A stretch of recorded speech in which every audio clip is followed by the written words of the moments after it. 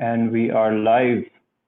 Assalamu alaikum, everyone, and welcome to another edition of Daftar Khan Insights. My name is Saad, and I'll be hosting this session. This session is brought to you in collaboration with the Hindsight Company, which is a corporate development firm with some really spectacular names on their roster. You can check them out, check out some more details about those guys on their website or on their social media handles. You should find them tagged in the captions. If you're not already familiar, Daftar Khan is a network of co-working spaces with 3 locations in Lahore. The idea behind Daftar Khan is to deliver the ideal workspace for businesses and innovators so they can really focus on changing the world without any hassle of infrastructure and worrying about it as well. So as businesses, especially at this point in time, begin to come back online, Daftar Khan's main focus is to providing a safe working environment for your team to come back to. With all possible measures and protocols in place to eliminate any risk of exposure as much as humanly possible. But most importantly, we understand how important it is at this point in time for businesses to really conserve their costs and be smart about that on stuff like infrastructure and other costs as well, without compromising on safety and comfort for their team. And with that in mind, the kind of flexibility that Daftar Khan offers allows businesses to manage their costs as they slowly phase their teams back to the workplace and pick up pace as the situation improves. So get in touch, give us a call, and we'll take care of the rest. So on to the session today. Today's session is basically all about financial inclusion. And with us, we have Mr. Rehan Akhtar, who is the Chief Digital Officer at Karandaaz Pakistan. Rehan, thank you so much for joining us today. Oh, you're welcome. Thank you for inviting me. So Rehan is a veteran of the corporate sector with 2 decades of experience of working with some of the best companies that you can think of, from Chevron to Telenor. And now with Karandaaz, he's focused on bringing the unbanked population of Pakistan into the system. And this journey, or rather this endeavor, is going to basically unfold a whole universe of new opportunities and new possibilities that more innovators and more entrepreneurs can kind of build upon. So, really kind of potentially spawning another ecosystem or laying down the foundation of it that could really help propel the economy forward and help kind of seed a lot of different types of ideas that can also come to the fore. So, we're here to learn more from Rehan and about what the future holds and what the possibilities are. So without further ado, let me hand it over to Rehan. Thank you. So, Assalamu alaikum, everyone.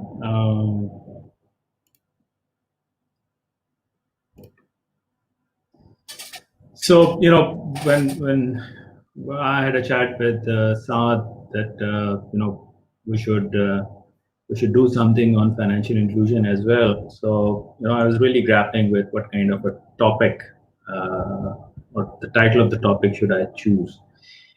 And I really think, this picture really kind of lays it out, what is the state of affair in Pakistan when it comes to financial inclusion. And I think you can guess, which one of the 2 sumo fighter is the financial inclusion. Definitely the smaller one. And it has a very unfair disadvantage when it comes to cash. In Pakistan, cash is the king. It's a predominantly cash society. We really love the smell of the cash. We really love that we have a cash, in our hand and in our wallets. And it's a habit which has been developed over the years, and it's very hard to get rid of that habit. And a society that uses a lot of cash has a lot of issues when it comes to economic development, because it loses out on documentation, it loses out on efficiency, it loses out on so many other things which a digitized society can really take an advantage of. So the whole battle, the whole struggle, which Karandaaz is focused on, is how to really include, uh, the parts of society, the citizens who are not part of the formal ecosystem, financial services, and what can we do to do that. So today the deck that I am going to present is some slides on what financial inclusion looks like in Pakistan, our overall perspective of how we are approaching this issue as a not-for-profit. And then, I'll also talk about some of the projects that we are doing. So, if you look at some of the developing countries or emerging economies, as they say, and you look at the financially excluded population. So rather than looking at the included, if you look at the excluded, Pakistan, unfortunately, is kind of at the top. So 79%, and this is a survey which was done by World Bank in 2017. This is the last survey, unfortunately, that we have available where the countries are being comparable. Pakistan has other surveys as well, but this is just for reference I'm using. So at that point in time, our total population was 197 million. And out of that, 79% are financially excluded. That's a huge portion. While if you look at Mexico, Nigeria, while they are basically have a higher population which is excluded, but if you come down and you look at India and Kenya, they only have a marginal 20% to 18% population which is excluded. And by the way, financial inclusion, for those of you, it may be a new topic for you. It's basically calculated as number of people who have access to a formal institution. Measured as, you have a relationship, you have an account, which is a fully functional account. You can use that account to deposit money, to withdraw money, to pay money, etc. And if you focus then on Pakistan, you'll see that 2/3 of these people actually live in that are excluded live in rural. So we have this lot of initiatives that we see from a lot of companies, especially the international schemes, Visa, MasterCard. So people are focused on merchant. But then again, we are a country which has a lot of population living in rural, and these merchants basically are not present there. And if you look at another cut, so more than 50% of this population that is excluded is women. So while we can concentrate our banking infrastructure in the urban side and in shopping centers, etc., but that will not really provide the necessary coverage in the market, or rather in all segments, which is present in Pakistan. And for the whole country to benefit from digitization, there has to be penetration in rural of banking services and financial services, and also women, which are basically large majority is excluded for now. If you look at these stats, so digital finance over the years is making its mark, but definitely it's not enough. So on the left side, I took data from State Bank's report, the one which was published in December 2011 and the one which is just recently published in March 2020. It's about a 9-year gap. And if you look at some of the key statistics, so there's a significant, rather tremendous sort of increase. So if you look at the overall branchless banking accounts, from 500,000 only to more than 27 million accounts in the country. The deposits have increased 1,000 or 5,000 percentage. There's an increase in that. and so and so forth, and the value of the transactions have also increased. But if you look at, there's an interesting statistics that if you look at the average size of the transaction, uh, which is basically the amount that you transact divided by number of transactions. So that was 3,855, and that's around same as well. In fact, it has dipped to 3,173. What this kind of shows or signifies is that there has not been much innovation or much inclusion of new use cases. So the use case that was when the branches banking services were launched, the bill payment, the P2P payment, the domestic remittance, that and mobile top up. And so even after 9 years, we still see that's the most effective use there. And we have not seen a change in the size of transaction either. So these are the supply side numbers. Financial inclusion is globally measured through a demand side survey. This is a survey which is done by Financial Inclusion Insights. It's called FII survey, and this is where you go and ask and meet the citizens, and through a national representative sample, you ask them if you have an account and if you know about an account. It's quite a detailed survey. But this one metric, which is that people, when they were surveyed and they reported that they have used an account or have an access to an account, in 2019, the latest survey, which has not been published, but we've seen the result, it's about 21%. So you see that from 2013, it was about 8 to 9%, and now it's kind of 20, 21%. So there's a huge population which still, even if you look at the supply side number or the demand side number, there's a huge coverage that needs to be done.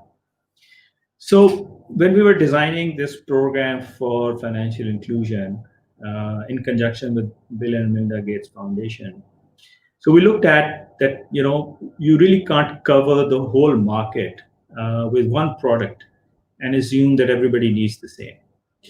And so this is kind of a conceptual diagram. This is not based on exact data. But any sort of market can be segmented into 5 or 6 economic classified segments. And usually we classify them as SEC A, B, C, D, and E.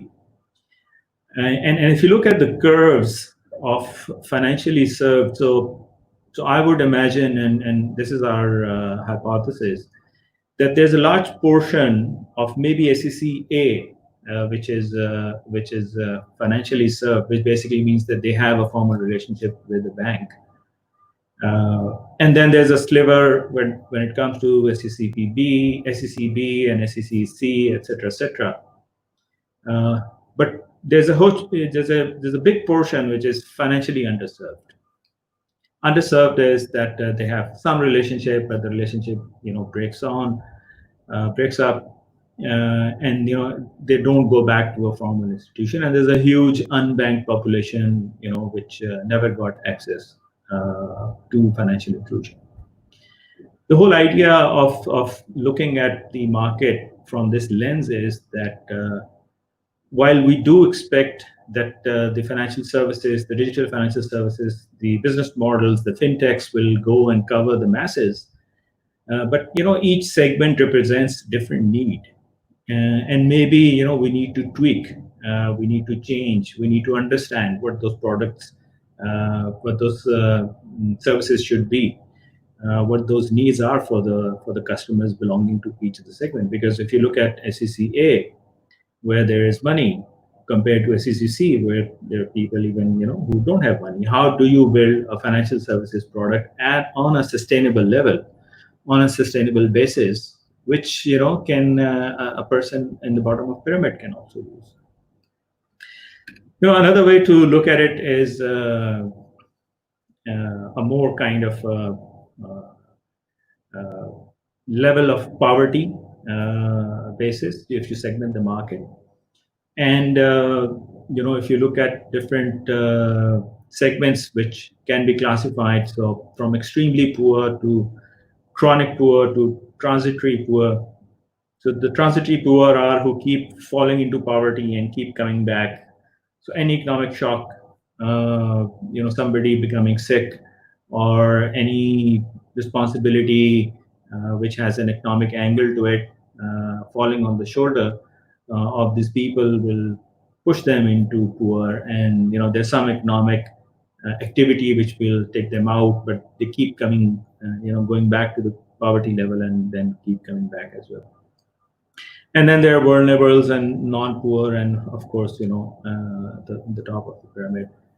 And this is an assessment that we did based on an access to finance survey which was done through State Bank in 2015. It's old data, but I believe this some ratios might have changed, but I think it's still representative.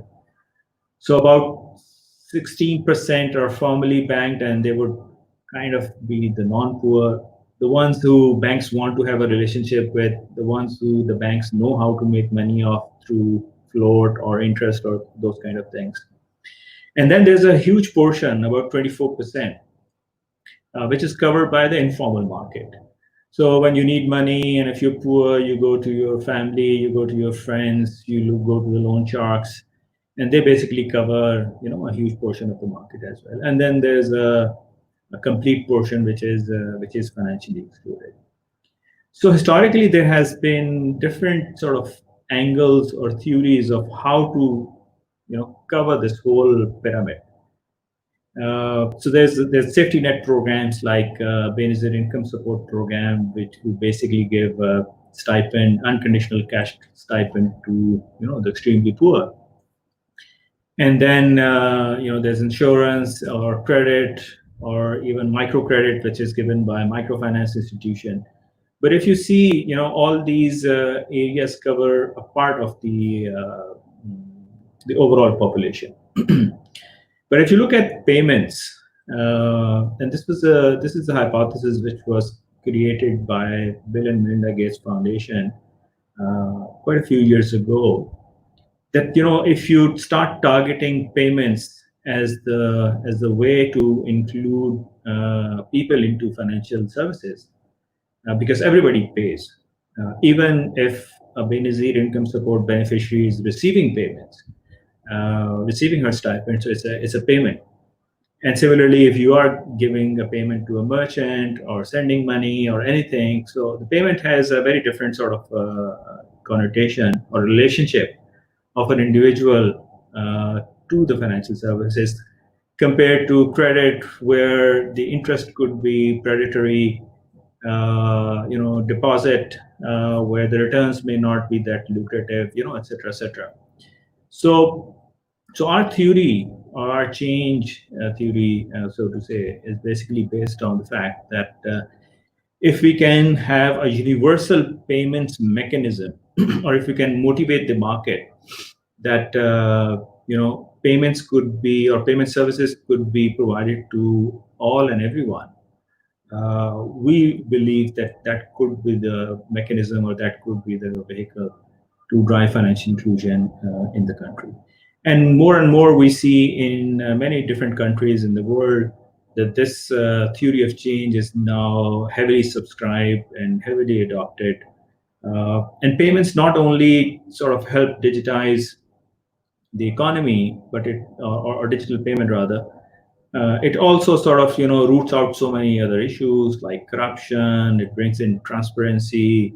It moves the overall digital cash in the economy at a much faster pace. So there are a lot of dividends to be gained if the digital payments is taken up as a national agenda in the country, and people will also benefit. So the key question, and I reflect back on my second slide, which was that we have about 21% financial inclusion. So if you look at the digital adoption curves in the world, if you look at TikTok or Facebook, so while these are sort of global phenomena and social phenomena rather than digital financial services phenomena, but we see that there's an effect of hockey stick. We've also seen that in India in recent times, they have also displayed a hockey stick kind of growth when it comes to digital payments. But for the last 9-10 years, what we have as a dominant use case is domestic remittance or bill payment and top-ups. And the key question is that what will be the tipping point? Will it be e-commerce? Will it be salary payments, retail payments, or will it be government payments?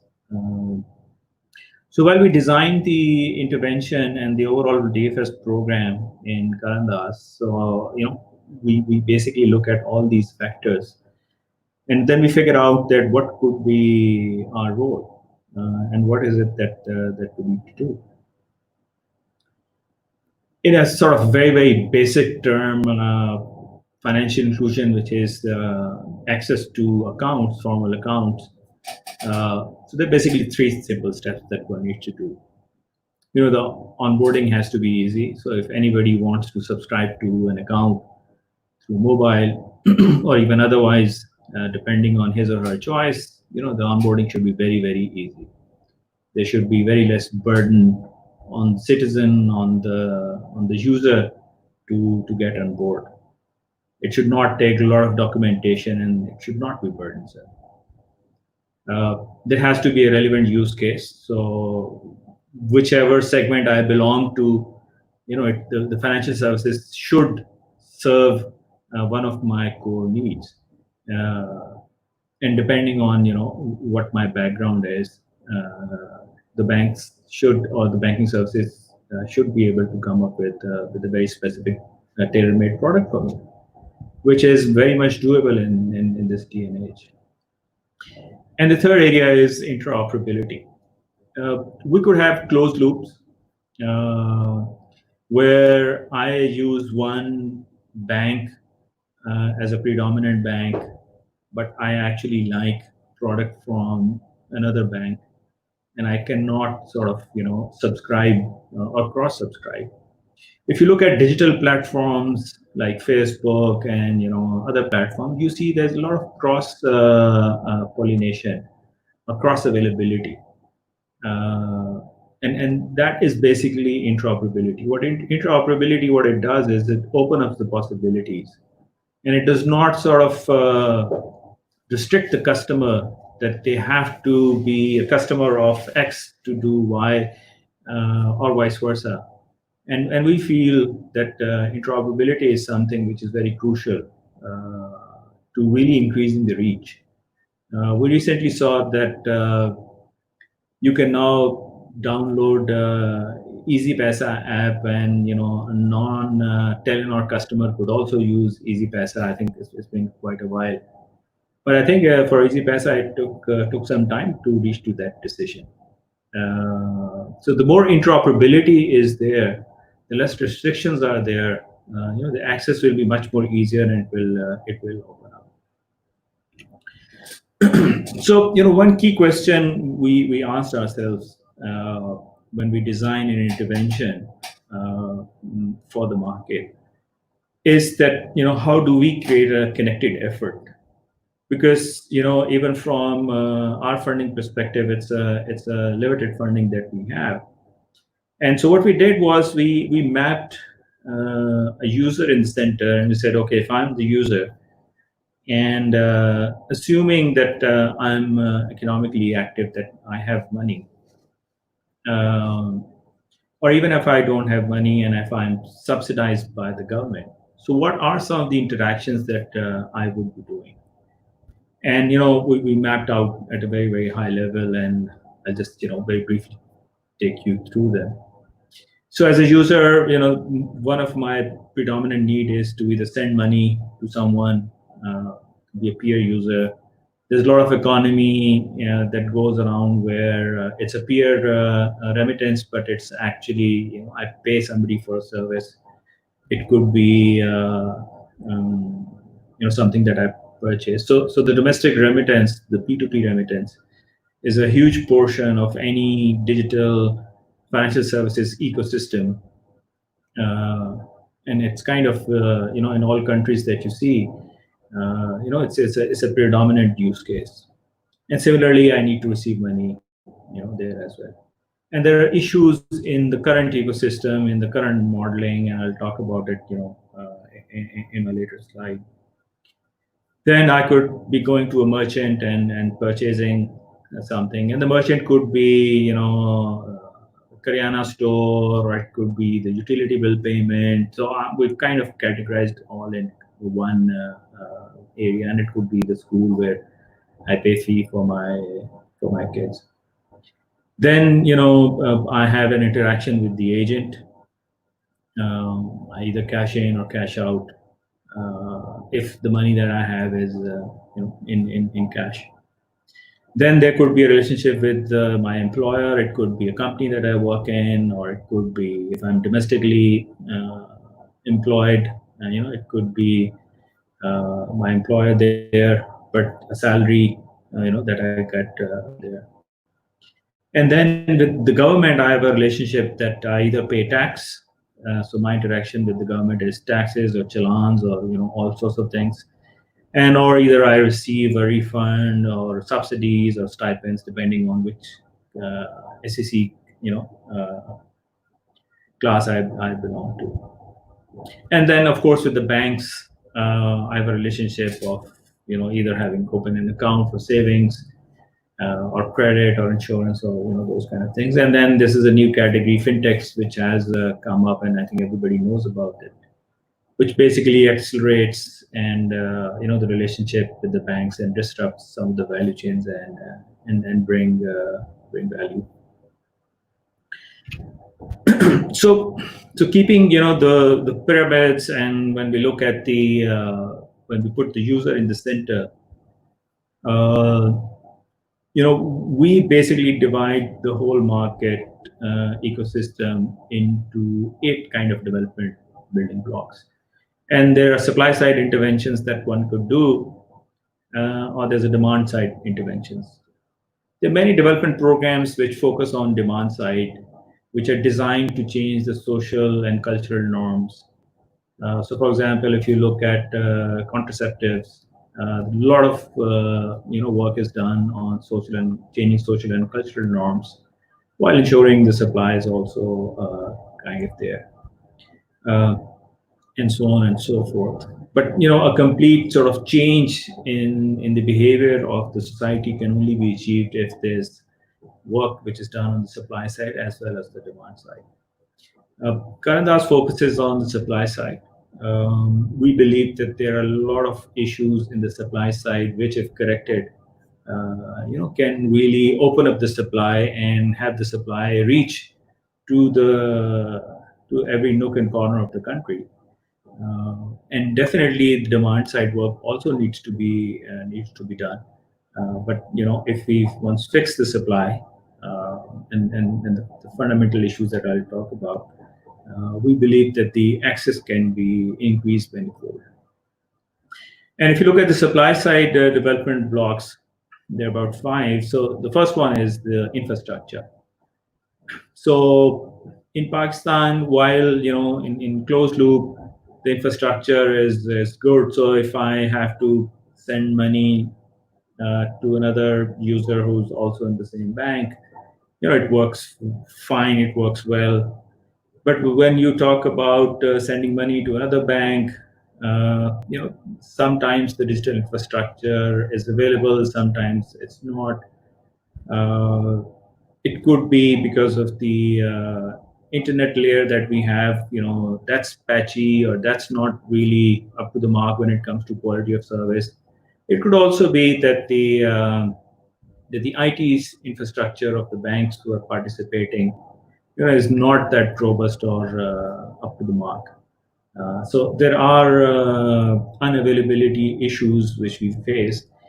And when you're trying to offer a product to a non-user who does not understand all these sort of IT-related issues, for them, the trust is that when they use a product, if it works, and if it works, all the time, the trust will develop. But if there are areas or times when the system works and the system does not work, the experience will be patchy, and a lot of people will then not use that use that service. So it's very important to fix the infrastructure and to have an infrastructure which is extremely reliable and interoperable. On regulation side, so we have seen that we have branches banking regulations. We have now EMIs as well. These are the licenses which are issued by the state bank. And of course, there are a lot of other types of fintech which require sandboxing to experiment their ideas. And there's a very strong view that the licensing requirements are also quite stringent. I think it really depends on the regulator of how they look at the market. You could loosen up a lot of regulations and encourage a lot of innovation, but it could lead to some of the other issues of compliance and of an institution going under. And that's where usually the licensing requirements are quite steep as well. But we feel that for smaller fintechs, there has to be a way where they could start operations, or they could start serving customers with a lesser, steeper regulations. Then, in terms of the institutional operating model, banks, the traditional banks, definitely have a limited penetration, and it does not make sense to open branches in every nook and corner. Each branch has to have its own ROI.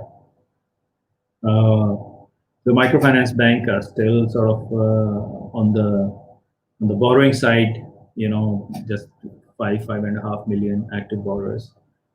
The branches banking has reached 27 million. EMI is a new category yet to be seen. What do they do?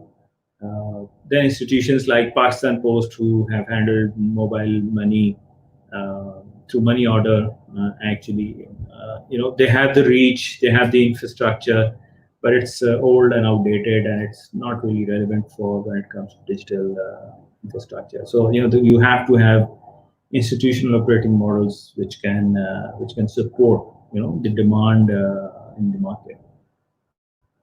Then when you look at the products and services, the products and needs, so it's a very limited breadth. So there has been a lot of experimentation, I must say, by a lot of players, and a lot of private capital has gone into creating products and services. But we just see few products, like top up and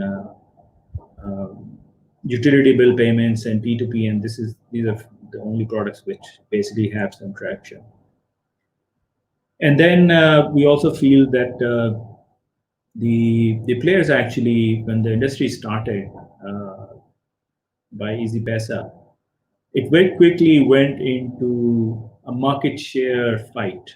So when the other players came in, so there was a big sort of fight, and everybody bled on the retail. And which basically then means that to protect market share, the companies had to lower their price and operate on thin margins. And if you have thin margins, you really can't invest into innovation. And this is what we see, that even at this point in time now, there are limited innovation capabilities.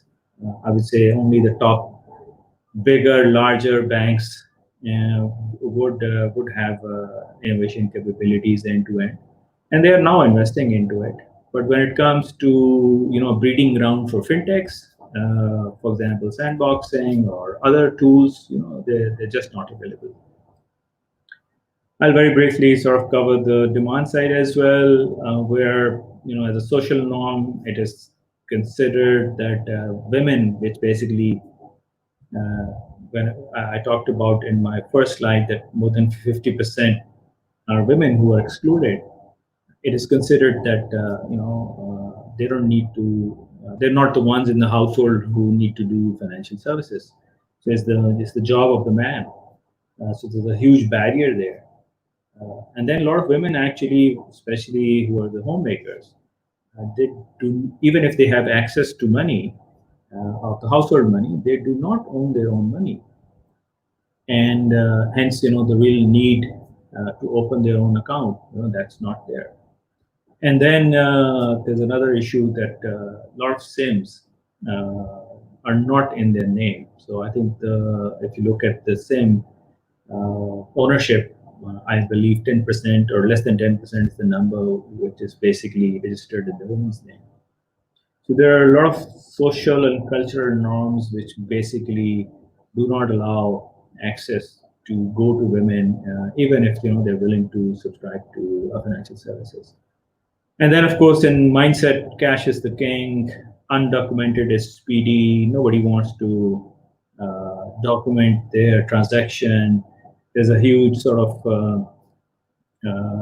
fear that if you document, then you'll be applied with the tax. And I think there's a great responsibility on the government that they need to take people or citizens out of that fear. Yes, it's government's job to have tax, but then again, if you don't lure people into the tax net, it's very hard for them to bring into the formal digital financial system either. And the awareness is also limited. So in the last survey of Financial Insights, the 30% of the non-users, when they asked, what is it that you know about mobile money, and many of them said, we have no idea what that is. So how do we try to address the supply side issues? And I'll try to explain what we do in each of the categories. So the first one is infrastructure.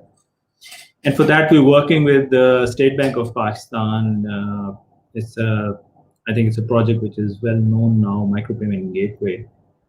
The whole theory behind that is that you need to create an interoperable pro-poor payments infrastructure. And a payment infrastructure has two parts to it. One is the technology, and the technology that we're helping build is an instant payment technology, and it has its own benefits. And a pro-poor scheme. You could have a technology which is instant, but you could focus on, SECA. So, for example, cards are usually issued, not usually in Pakistan, they are issued to the people who can have accounts in the banks. And people who have accounts in the banks are, economically affluent. So while it may be a technology which is very, very good, but it does not trickle down. While mobile payments or mobile is something, which has an ability to trickle down into lower segments as well. So we believe that, these two elements in any pro-poor infrastructure have to be there for it to click and for the impact of digital payments to, trickle down into masses. And on the instant payment technology, there are a few things which this will bring in. One is an alias-based directory. Right now, if you want to send money to another person, you need to know other person's bank. You need to know other person's bank account, and each bank has their own bank account. There is an IBAN, but it's not usually much known and not used. So an alias-based directory, which is globally now used in many different countries, is that if there's an alias which is well known, it could be a name, it could be CNIC, it could be anything, and all you do is, just like you dial a call, you just dial a number, and you don't have to figure out where that number is, in which country it is. As long as it is active, it's the system's responsibility to make sure that the call goes through. So, the alias-based directory in payments also does that kind of a function where, if I'm just told I need to pay at this address, Rehan at Karandaaz, for example, and the payment system figures out where's my bank and which account it is that needs to be debited. It will lower down, some of the issues that we have in payments. And then, multiple settlement cycles. This is very, very important. Usually, on the merchant side, we see that the settlement takes place in 2 or 3 or even 4 days. So they have to invest their working capital for all the digital transactions that they do. So this system would also help in multiple settlement cycles, in a day. And then we will basically go into the latest ISO 20022 payment context, which basically allows more information to go with the payment, so that when it comes to fintechs to develop, products and services based on what type of transaction people are doing, they will have the context. So it's not just payment is a payment. You need to have the context to build. Let's say, if you want to give loan, if you want to add some insurance or anything, if you know what the payment context is, you could build an instantaneous product offering there as well. And it will be based on APIs, so that there's easy and sort of integration with the systems that it collaborates with. And on the scheme side, what I will sort of highlight is zero fee perception. Non-users, one of the reasons they put up is that digital finance is expensive, and there's a perception that while I use digital finance compared to cash, so when I give 100 rupee to somebody, it's 100 rupee, and I've given 100 rupee, and the person has received 100 rupee. So the cash is not losing its value, although there is a value or expense which is being done in terms of time and safety and compromises there. You could sort of, the cash could be stolen, but then the perception is that it's kind of the transaction is free, while on digital payments there's an overriding perception that it is not free. So that zero fee perception needs to be created, either through zero pricing or however way the industry would do. And this infrastructure will focus on all payments which has a person in it. It could be somebody G2P or B2P or P2G or all kind of payments. So that's one project that we are heavily involved in. When we look at the institutional operating model, we look at some key government institutions, and these institutions are the ones who interact with a lot of citizens in the country. So National Savings or BISP or National Bank or SECP or Pakistan Post. So with each of them, we have had a project. With National Savings, we have an ongoing project where we are helping them build alternate delivery channels where their saver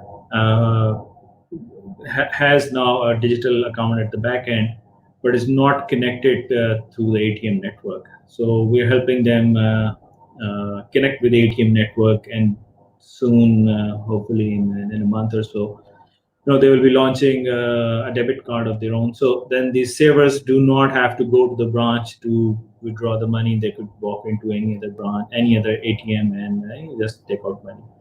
And also going forward, we are enabling them that if they need to digitize their product, so for example, a price bond, if it needs to be subscribed digitally through any other wallet, so they have the backend platform, to do that.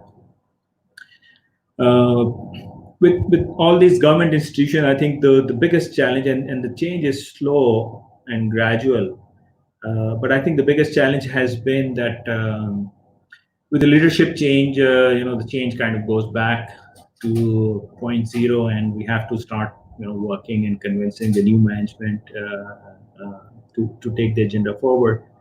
The other issue is that the policies and the laws which have been written, 30, 40 years ago, there's a huge sort of complex maneuvering that needs to be done to get those amended, and it takes a lot of hard work to figure out what the new laws and policies and procedures could be, so that the digital financial services for institutions like BISP or National Saving, when they offer, their audit can be amended accordingly while keeping compliance, but really accepting the digital payment. So somebody was once telling us, when we were working with National Bank on supporting their P2G strategy, was that I don't know if it's a fact or not, but at least this is what I was told, that if you have a national bank payment receipt, it could also be produced in the court, and the court would accept it as a legitimate, a document. So this document or this method had so much authenticity, and its perception was so sort of high that if you want to disrupt that, you need to figure out that if you show an SMS, that should also be taken as something as truthful that the payment or the transaction has been done. But of course, there's a lot of other technologies like distributed ledger or blockchain or trust certificates that needs to come into play to enable that.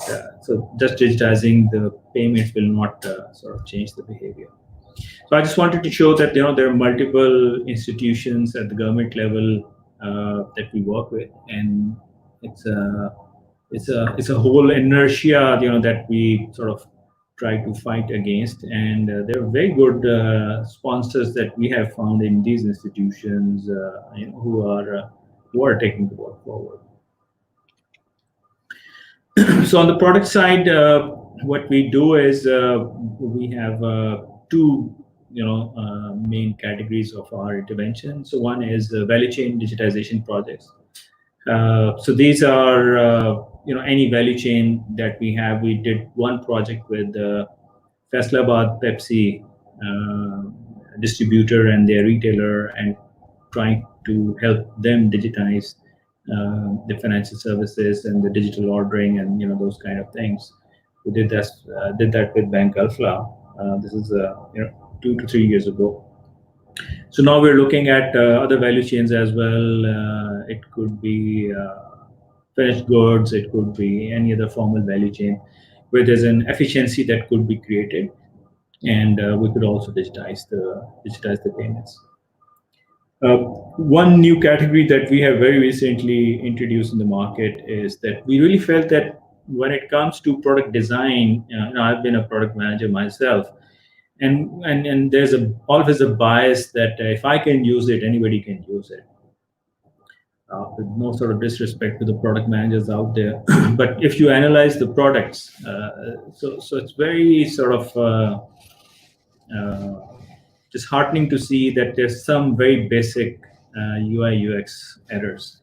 While the bigger organizations have invested into UI UX facilities, and they have labs and they test, but by and large, if you look at especially the upcoming fintechs, there's a lot of gaps there. So there's a support program, subsidy program that we have launched. So we onboarded 3 design firms in the country, and for any applicants who apply to us, and there are 5 or 6 applicants who have shown interest. So we will subsidize part of the overall assignment. The whole idea being that we want the product managers and the marketing managers to really sort of use the UI UX technology and the processes, so that they can really hit the nail when the customer has an experience with them, and they can really build the trust. To support the innovation capabilities, I think this is our mostly known program, where we give grant money to the fintechs. We've run 3 challenge rounds. We have provided around $800,000 to 10 startups. Some of them have gone ahead and raised further funding from venture capitalists and other institutions, and we're very proud to be sort of part of it. Unfortunately, we don't find a lot of other organizations using this platform. So we are now considering, and I'm open to any ideas. Please feel free to reach to me or my team of where to take this forward, and how do we sort of create a momentum where the fintechs can really play a part. Some of the fintechs that we supported, unfortunately, when it came to getting a relationship with the bank, there were a lot of issues. The banks are not, and these are, I'm just sort of generalizing. There are banks and people in the banks who really work very closely with fintechs. But in general, it's very hard to get a relationship of a fintech with the bank. And if you can't get a relationship with the bank, it's very hard to really sort of offer a reasonable service to the customer. So if there's anything I would wish, is that the collaboration between the banks and the fintechs happens at a much faster pace. Based on our sort of success on the fintechs, we also ran a specific challenge round for women fintechs or ideas rather. We did not have a restriction, and we don't have a restriction that it has to be fintech. There were a lot of interest and ideas that we got from the market. We funded two Udan and Techlets. Udan is a Rosca, digital Rosca model, very cool app that they have, and a very interesting model. And Techlets is a platform which basically uses influencers, and there are a lot of women influencers, which promote products and services there. In the policy and regulation, we're working with State Bank in formulating digital banking regulation. There's a lot of research and behind-the-scene work support that we have provided. Don't ask me the question when the regulations will come. It is a central bank's decision. I think they will definitely bring out the regulations when the time is right. And then we regularly create policy briefs, to nudge the policymakers into the right direction, to represent the issues that the industry is facing, through our research. Then we have also done a number of researches. This is to basically fill the gap of knowledge. And I think the key ones is we did a segmentation framework, both as the population in general and then specifically for women as well. We also did a research which was interestingly taken up more by African companies than Pakistani companies, which is basically a smartphone user interface designed for mobile money. It talks about what features you should build in to drive trust into the account. JazzCash were gracious enough to accept these wireframes, and they embedded in their mobile app as well, and we're very happy. But these wireframes are available, and if you need any information, please do contact me or my team for those, and we'll be happy to walk you through these. Well, in the end, Karandaaz, for those of you who don't know, our vision is to have a financially included, economically empowered Pakistanis. We're funded by UK8 and Bill and Melinda Gates Foundation. Our mission is to foster the economic growth, and so that we can help create jobs through financial inclusion of the banks and individuals and the unserved enterprises. And in the end, we really want to attack poverty. And the program are designed in two ways. The Gates Foundation funding is for digital financial services program, which I manage, and the other program is to support SMEs financing markets, which is funded by UK8. So I'm Rehan. Thank you very much. Thank you for tuning in and listening. And if you have any questions, I'm happy to answer. So thank you so much, Rehan. Very, very interesting session. I think lots for us to learn. And I think if someone really needs a primer of here's the lay of the land as far as policy and landscape is concerned in finance and fintech in particular. So this was a super useful session.